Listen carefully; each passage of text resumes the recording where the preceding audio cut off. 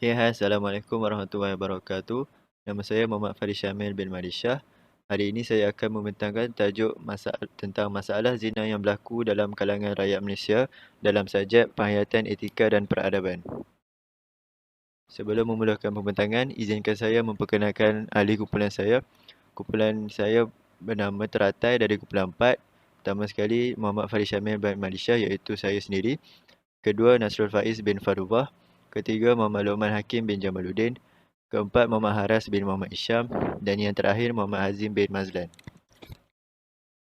Penghargaan. Kami ingin mengucapkan ribuan terima kasih kepada Dr. Latifah yang telah banyak memberi tunjuk beserta penerangan yang lengkap kepada kami sejak tugasan ini mula diberikan sehinggalah dalam proses menyiapkan tugasan ini. Tunjuk ajar beliau sangat membantu dan usaha beliau sangat kami hargai. Kami berharap kajian ini sedikit sebanyak membantu mahasiswa maupun masyarakat dalam mengembangkan ilmu pengetahuan mereka berkaitan masalah sosial dan cara penyelesaiannya. Pengenalan. Perkataan zina sering diperkatakan oleh orang ramai di Malaysia, namun masih ada segelintir individu yang kurang pengetahuan tentang zina. Zina bermaksud persetubuhan yang dilakukan oleh seorang lelaki dan dengan seorang wanita tanpa ikatan yang sah mengikut hukum syarak, iaitu bukan pasangan suami isteri, dan kedua-duanya orang yang mukallaf. Zina ni terbahagi kepada dua, iaitu zina muhsan dan zina bukan muhsan. Zina muhsan ni bermaksud lelaki dan perempuan melakukan zina sedangkan mereka sudah berkahwin. Manakala zina bukan muhsan bermaksud lelaki atau perempuan melakukan zina dan mereka merupakan bukan pasangan suami isteri. Zina merupakan suatu buatan yang keji dan sangat dilarang dalam kebanyakan agama, terutama agama Islam. Hal ini kerana perbuatan zina memberi banyak kesan negatif kepada individu serta masyarakat. Antaranya adalah akan melahirkan generasi yang tidak jelas nasabnya, penyakit yang dapat disebarkan seperti AIDS dan HIV, malah akan berlaku jenayah iaitu pembunuhan dan pembuangan bayi. Perbuatan zina ini juga telah banyak menimbulkan kekacauan dalam masyarakat seperti pergaduhan dan keruntuhan rumah tangga. Menurut Jabatan Pendaftaran Negara iaitu JPN, sebanyak 532,158 kelahiran anak tidak sah taraf atau luar nikah didaftarkan dari tahun 2005 hingga 2015 dan 526 daripadanya ialah kes pembuangan bayi. Ini sangat membimbangkan rakyat Malaysia. Dua gambar ini menunjukkan bukti tahap zina di Malaysia sangat membimbangkan, di mana graf menunjukkan peningkatan dari tahun 2007 hingga 2010. Antara faktor berlakunya zina adalah kurang didikan agama dalam diri. Perkara ini sering ditujukan kepada ibu bapa yang perlu mendidik anak dengan didikan agama yang sempurna, malah perlu menjadi role model kepada anak-anak. Ibu bapa seharusnya mendidik dan mengawasi pergerakan anak-anak supaya mereka tidak mudah terjebak dengan perbuatan maksiat seperti zina. Faktor yang seterusnya ialah pergaulan bebas antara lelaki dan perempuan. Pergaulan bebas ini boleh mendorong pasangan tersebut berlaku tidak sopan dan berkemungkinan besar terjerumus dalam zina. Secara psikologinya, lelaki dan perempuan yang sedang berdua-duaan akan mengalami total reflex, iaitu keadaan di mana seorang perempuan tidak mampu membuat apa-apa pada saat lelaki terdorong melakukan hubungan seksual dengannya. Gambar di bawah menunjukkan ayat Al-Quran dari surah Al-Isra ayat ke-32 yang menunjukkan bahawa Allah juga melarang perbuatan zina ini, malah Allah melarang perkara yang menghampiri zina. Malaysia mempunyai undang-undang ke atas kesalahan zina ini di bawah Akta 559 Seksyen 23, iaitu apabila disabitkan boleh didenda tidak melebihi RM5,000 atau dipenjarakan selama tempoh 3 tahun, atau disebat tidak melebihi 6 sebatan atau dihukum dengan mana-mana kombinasi hukuman itu. Berikut merupakan keratan akbar di mana umur seorang perempuan remaja wanita yang baru berusia 17 tahun namun sudah 3 kali hamil luar nikah. Kesimpulannya, kajian ini telah dijalankan bagi memastikan rakyat Malaysia mempunyai rasa tanggungjawab dalam diri terhadap masalah sosial seperti zina ini yang kian meningkat dalam negara kita. Kita sedang mengalami cabaran hidup moden yang begitu hebat sekali kerana kebanjiran falsafah dan ideologi moden yang berteraskan hedonisme. Dengan adanya kajian seperti ini, diharapkan rakyat Malaysia lebih prihatin dengan masalah zina yang berlaku supaya kita dapat melahirkan model insan yang berkualiti dan dapat membentukkan masyarakat yang bertamadun. Objektif kajian. Kami telah menjumpai objektif kajian. Yang pertama, untuk mengkaji sama ada rakyat Malaysia prihatin atau tidak dengan masalah zina yang berlaku di negara kita. Yang kedua, untuk memastikan masalah zina dapat dibendung bagi melahirkan masyarakat yang harmoni. Dan yang terakhir, dapat mengenal pasti faktor dan kesan zina terhadap diri, masyarakat dan negara. Lokasi kajian. Lokasi kajian kami ialah di Malaysia. Malaysia merupakan negara persekutuan yang terletak di benua Asia Tenggara dan mempunyai 14 buah negeri. Kedudukan Malaysia terletak berhampiran dengan garisan khatulistiwa dan keluasan Malaysia meliputi 330,534 km persegi.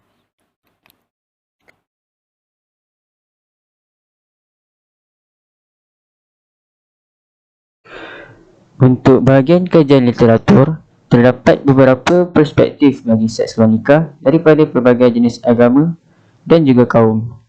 Jadi, seks luar nikah daripada perspektif Islam, menurut Islam, hubungan seks yang sebenar adalah hubungan seks antara lelaki dan perempuan yang menjadi suami isteri yang sah di bawah undang-undang yang diakui sah.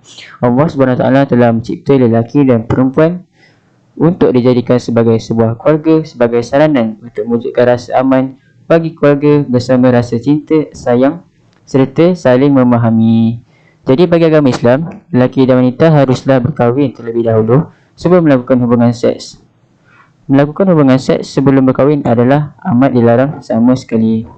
Jadi, kenapa hubungan seks masih berlaku walaupun hukumnya terang-terang salah? Ini kerana yang pertama, kurangnya ilmu pengetahuan dalam diri remaja, dan yang kedua pula pengaruh akan rakan-rakan sebaya. Allah SWT telah berfirman di dalam surah Al-Isra ayat 32 yang bermaksud, dan janganlah mendekati zina, sesungguhnya zina itu adalah suatu perbuatan yang keji dan seburuk-buruk jalan. Jadi hukuman bagi orang yang melakukan seks luar nikah dalam Al-Quran, untuk ghairu muhsan, mereka disebat sebanyak 100 kali sebatan dan juga di buah negeri. Manakala muhsan pula, mereka akan direjam sehingga mati.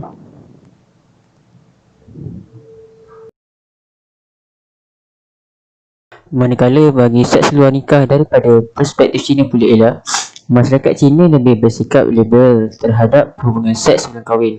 Menurut agama Buddha, zina adalah salah satu daripada 5 perbuatan paling terlarang bersama pembunuhan, kebohongan, pencurian dan meminum arak. Seks luar nikah jelas menjadi suatu amalan yang dilarang untuk mengamalkannya.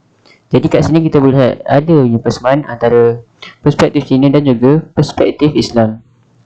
Jadi antara hukuman yang dikenakan terhadap masyarakat Cina pada zaman dahulu bagi pezina-pezina ialah mereka akan dimasukkan ke dalam bekas atau raga babi dan dicampakkan ke dalam sungai. Di dalam kitab Dhammapada, iaitu kitab agama Buddha, ada menyebut orang yang lengah dan berzina akan menerima 4 ganjaran, iaitu yang pertama, ia akan menerima akibat buruk. Yang kedua, dia tidak dapat tidur dengan tenang. Ketiga, namanya tercela, dan akhir sekali ia akan masuk ke alam neraka. Jadi perkahwinan yang diamalkan oleh mereka ialah sama ada mereka ditentukan oleh ibu bapa ataupun mereka sendiri yang memilih pasangan mereka. Namun pada asasnya adat rasam perkahwinan masyarakat Cina merangkumi beberapa peringkat, iaitu merisik, meminang, bertunang dan majlis perkahwinan. Dan ini sama juga macam masyarakat Melayu. Namun ada tradisi yang begitu unik sekali dalam masyarakat Cina, iaitu mereka perlu melakukan hubungan seks sebelum berkahwin. Ia bertujuan untuk mengetahui jika pasangan mereka itu mempunyai masalah untuk melahirkan anak ataupun mengandung.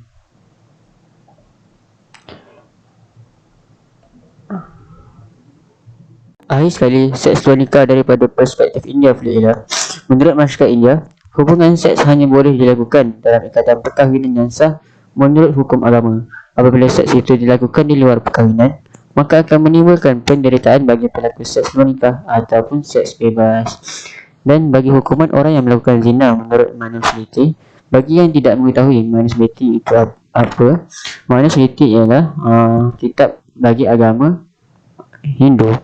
Jadi antara hukumannya ialah, yang pertama hukuman mati, yang kedua hukuman sebat, yang ketiga hukuman kurung di rumah, dan akhir sekali hukuman potong 2 jari. Dalam aspek masyarakat India, seseorang individu hanya boleh berkahwin sekali seumur hidup. Jadi tidak boleh berkahwin lebih daripada sekali seumur hidup mereka.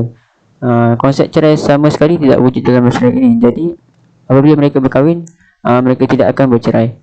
Masyarakat India menitik beratkan beberapa aspek atau adat yang perlu diikuti sebelum upacara perkahwinan.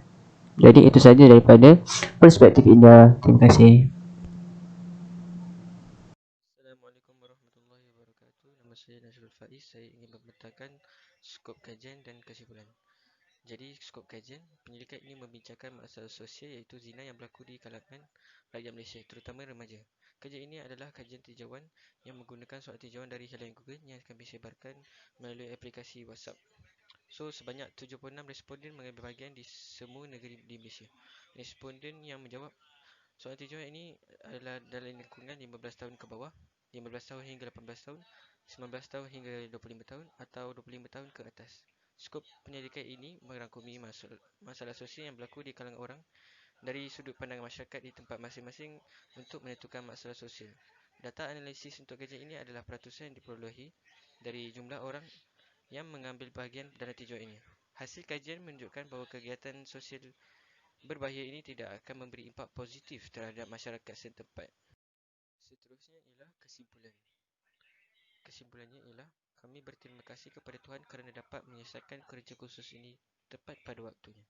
Menurut pendidikan ini, kami menggunakan pengumpulan data dan analisis data melalui tinjauan seluk sidik iaitu borang Google Form dan mendapati bahawa terdapat beberapa masalah sosial di kalangan rakyat Malaysia. Sudah tentu, jika kita bekerjasama untuk mengurangkan kejadian masalah sosial iaitu zina, masalah ini akan dapat dibendung dan dielakkan. Penyebaran masalah aktiviti sosial berbahaya ini kebanyakannya bermula dari keadaan di sekitar majlis itu sendiri. Tidak kira bangsa dan agama, orang muda masih perlu berhati-hati dengan persekitarannya dan memilih yang betul dan salah dengan bijak. Ibu bapa perlu memahami perubahan pada anak-anak mereka dan memperhatikan penyertaan anak-anak mereka. Sekiranya remaja itu sendiri lebih peka dengan keadaan di sekitarnya, pengaruh media massa, masalah keluarga dan rakan sebaya dapat dikurangkan. Orang ramai juga harus menyedari semua masalah yang berlaku di kalangan orang muda, terutamanya di Malaysia. Sekiranya semua rakyat Malaysia bersatu untuk memerangi kejadian ini, maka masalah ini akan dapat diatasi. Okey, ini merupakan metodologi kajian kami. Berdasarkan tajuk kajian, kami telah membuat soal selidik terhadap rakyat Malaysia tentang zina. Objektif soal selidik ini bertujuan untuk mengumpul data tentang gejala zina di Malaysia serta peranan masyarakat dalam menanganinya. Kami telah menggunakan Google Form sebagai medium kami untuk mengumpul data masyarakat berkenaan dengan kajian. Sebanyak 10 soalan objektif dan 3 soalan subjektif yang telah kami anjurkan. Kami telah mendapat 85 responden dan responden kami semakin meningkat daripada 76 hingga 85. Responden kami terdiri daripada kaum Melayu, India, Cina dan lain-lain. Kaum Melayu menunjukkan majoriti iaitu mendapat sebanyak 92.9%, manakala kaum India, Cina dan lain-lain hanya sedikit peratus sahaja. Walaupun kaum India, Cina dan lain-lain tidak memberikan kerjasama yang memuaskan, tetapi cukuplah sebagai seorang wakil saja untuk menjawab soal selidik kami. Manakala agama bagi para responden terdiri daripada agama Islam, Kristian, Hindu, Buddha dan lain-lain. Agama Islam menjadi agama majoriti para responden kami, manakala agama Hindu, Kristian, Buddha dan lain-lain hanya sedikit sahaja. Ini merupakan umur para responden kami. Majoriti umur para responden kami terdiri daripada 19 hingga 25 tahun. Sebanyak 69% para responden terdiri daripada umur 19 hingga 25 tahun.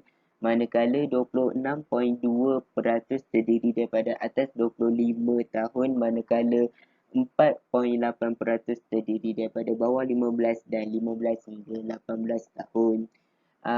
Kaum perempuan merupakan majoriti daripada para responden. Kaum perempuan mendapat 57.1%, manakala kaum lelaki 42.9%. Okey, soalan 1. Para responden sangat setuju bahawa zina merupakan perbuatan yang buruk dan mendatangkan kesan-kesan yang negatif.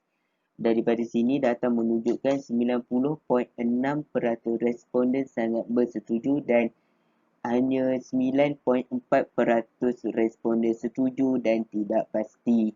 Soalan 2. Para responden sangat setuju dan setuju bahawa zina semakin berleluasa di kalangan masyarakat kita. Sebanyak 60% para responden bersetuju, sangat setuju, manakala 30.6% setuju dan 8.2% tidak pasti.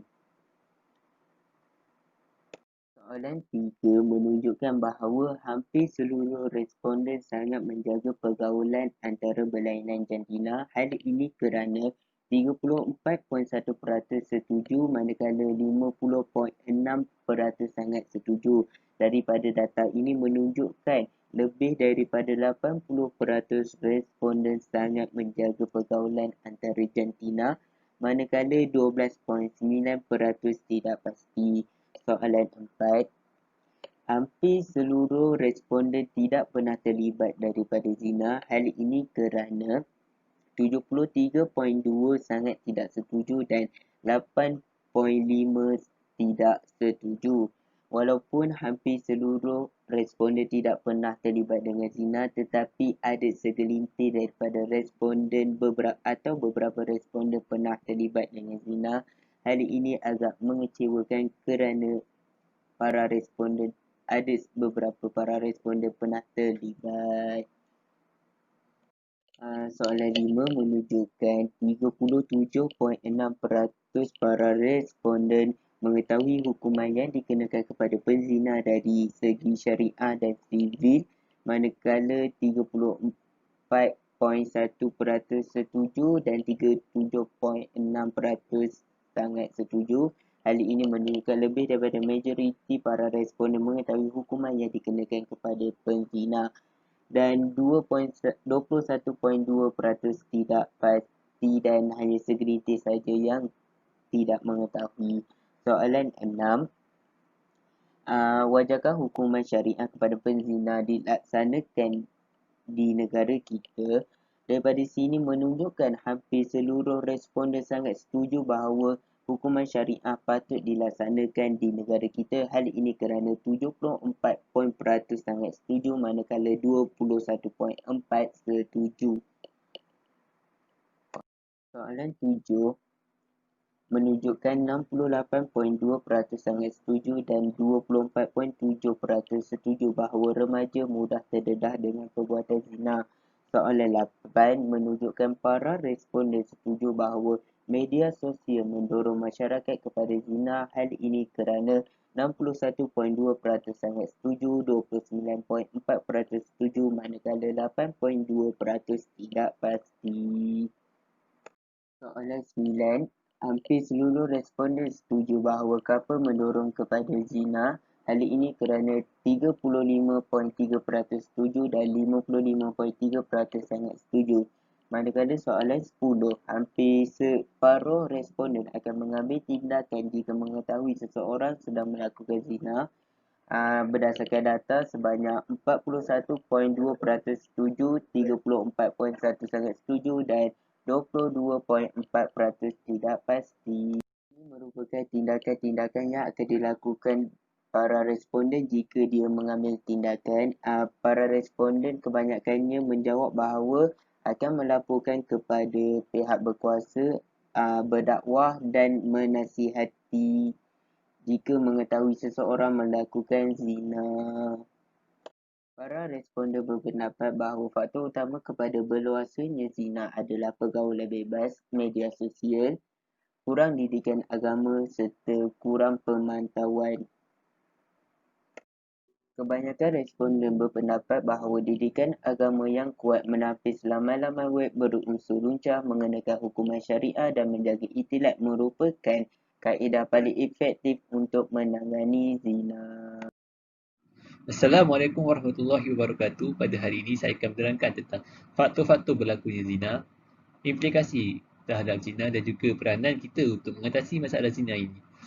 Yang pertama adalah faktor-faktor berlakunya zina. Antaranya adalah pengaruh budaya barat, kemudahan pengaksesan bahan lucah. Yang ketiga, hiburan yang tiada batasan. Dan yang terakhir adalah pengaruh rakan sebaya.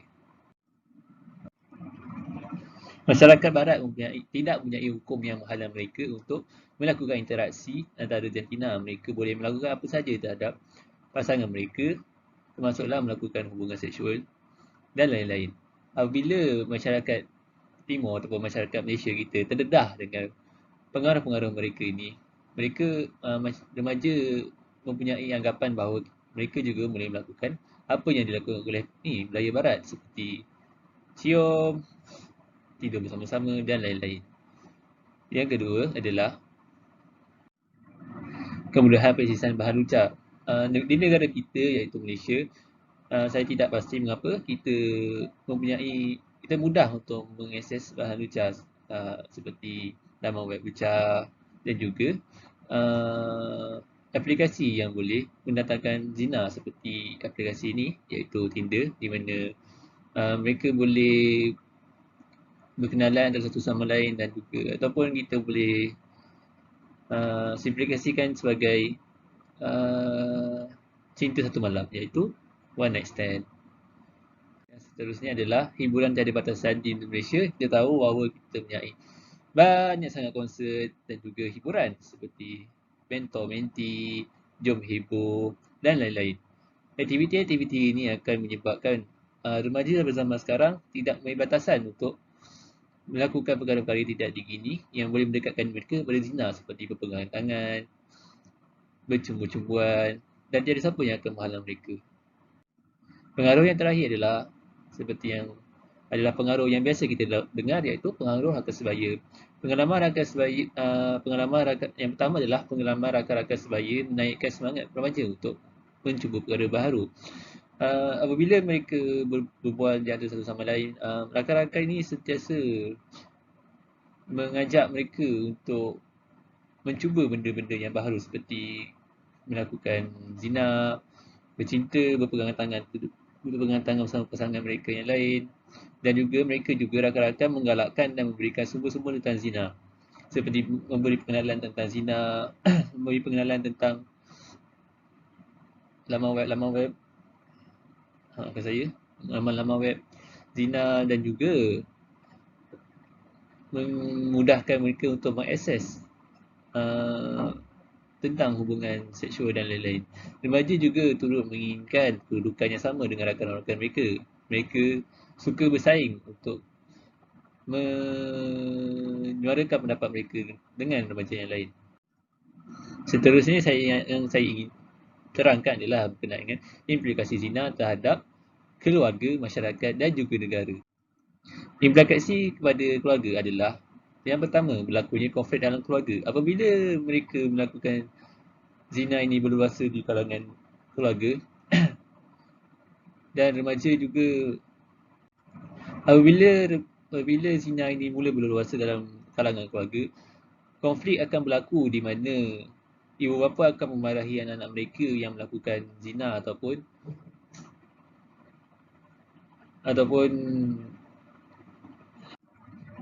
bercinta di bawah umur. Seterusnya, ianya juga akan memusnahkan masa depan anak-anak mereka dan yang terakhir akan meruntuhkan institusi kekeluargaan. Implikasi kepada masyarakat pula adalah pelakuan seks bebas dalam kalangan masyarakat akan berleluasa. Kedua, kes pembuangan bayi juga akan meningkat.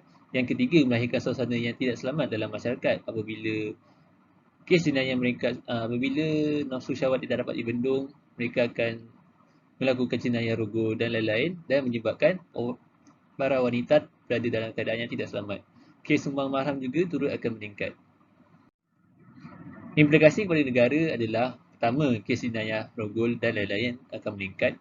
Yang kedua, ekonomi akan merundum kerana negara dipandang rendah.